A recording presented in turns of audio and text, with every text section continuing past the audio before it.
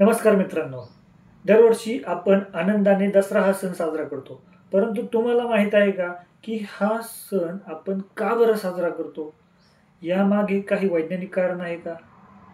हा सण साजरा करण्यामागला हेतू काय? हे आज आपण ह्या व्हिडिओमध्ये पाहणार आहोत.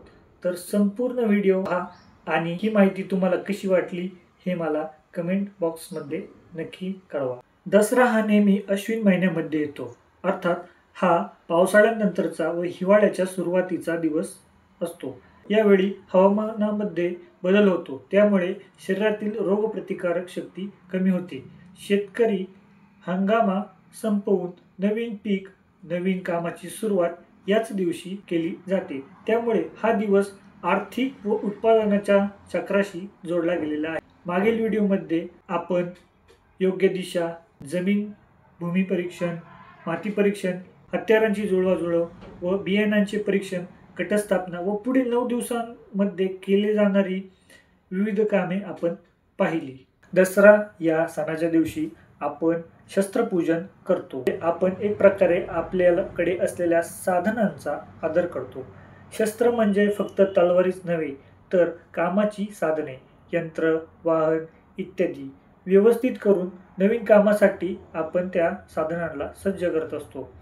वास्तुशास्त्राच्या दृष्टीने योग्य दिशा निर्धारण करणे, भूमिपरीक्षण व जी वास्तू बांधली जाणार आहे त्याचे संपूर्ण प्लॅनिंग, वास्तूचे नियोजन, लागणारी साधनसामग्री जमा करून ठेवली जाते. या साधनसामग्रीची, हत्यारांची पूजा या दिवशी केली जाते व नवीन कामाला शुभारंभ केला जातो. पावसाळ्यात कामे बंद असतात.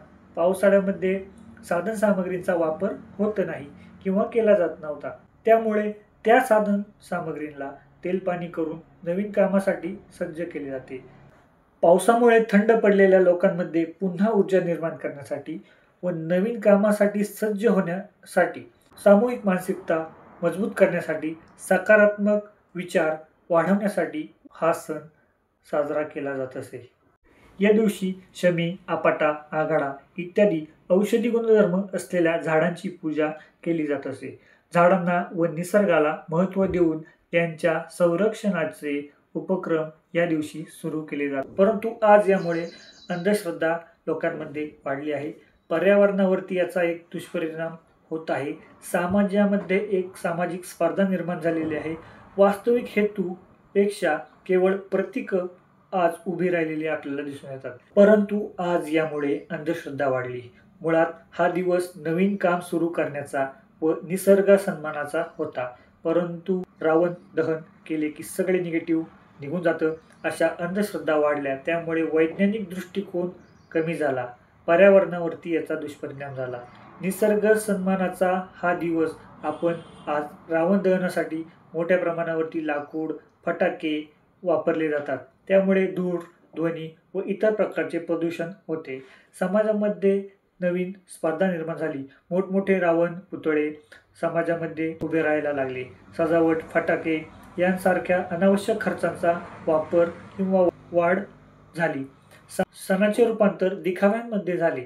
यामुळे जो सण लोकांना एकत्र आणून नवे काम सुरू करण्यासाठी बांधला होता, तो हेतू आज मागे पडला आहे व समाजामध्ये स्पर्धा निर्माण करत आहे. वास्तविक हेतूपेक्षा केवळ प्रतीक आज उभी राहत आहेत.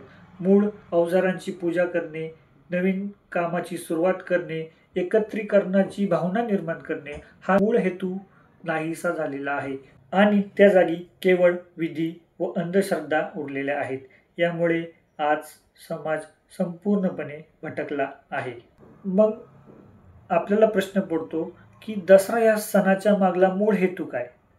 दसरा हा सण धार्मिक सण नाही, तर तो एक ऋतुचक्रामधील बदल, मानसिक प्रेरणा, सामाजिक संबंध आणि नवीन कामाचा आरंभ करणारा, लोकांना पुन्हा नवीन ध्येयासाठी एकत्र उभा करणारा एक उत्सव होता. कथांमुळे याला धार्मिक स्वरूप प्राप्त झाले. शास्त्र, शस्त्रांचा सन्मान आणि नवीन सुरुवात यासाठी हा दिवस योग्य मानला जात असे. नंतर तो कथा, परंपरा व धार्मिक भावनांमुळे एक सण बनला. तू आज मूळ शास्त्रीय फायदे बाजूला राहून अंधश्रद्धा, प्रदूषण, वायफळ खर्च आणि निसर्गाला धोका निर्माण झाला. यामुळे वैज्ञानिक शास्त्रीय दृष्टिकोन पूर्णतः हरवला. वृक्षतोड सुरू झाली, प्रतीकं उभी राहिली, अनावश्यक खर्च वाढला, लोकांची मानसिकता पूर्णपणे बदलली, सामाजिक भीती निर्माण झाली व व्यापारीकरण झाले व त्याचबरोबर लोकांमध्ये स्वार्थ देखील वाढला. ऋतुचक्रामधील बदल, मानसिक प्रेरणा, सामाजिक सुरक्षा आणि नवीन कामासाठी, नवीन ध्येयासाठी एकत्रीकरणाची भावना, नवीन कामासाठी केली जाणारी सुरुवात, लोकांना पुन्हा एकत्र करून साजरा होणारा हा उत्सव आज वेगळ्या प्रकारे काम करत आहे.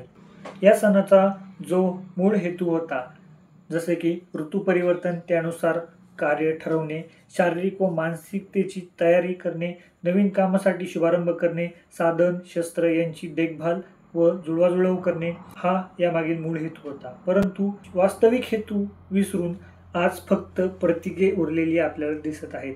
त्याचबरोबर या प्रतीकांसमवेत अंधश्रद्धा वाढत चाललेली आहे व निसर्गाला व पर्यावरणाला याचा त्रास होत आहे.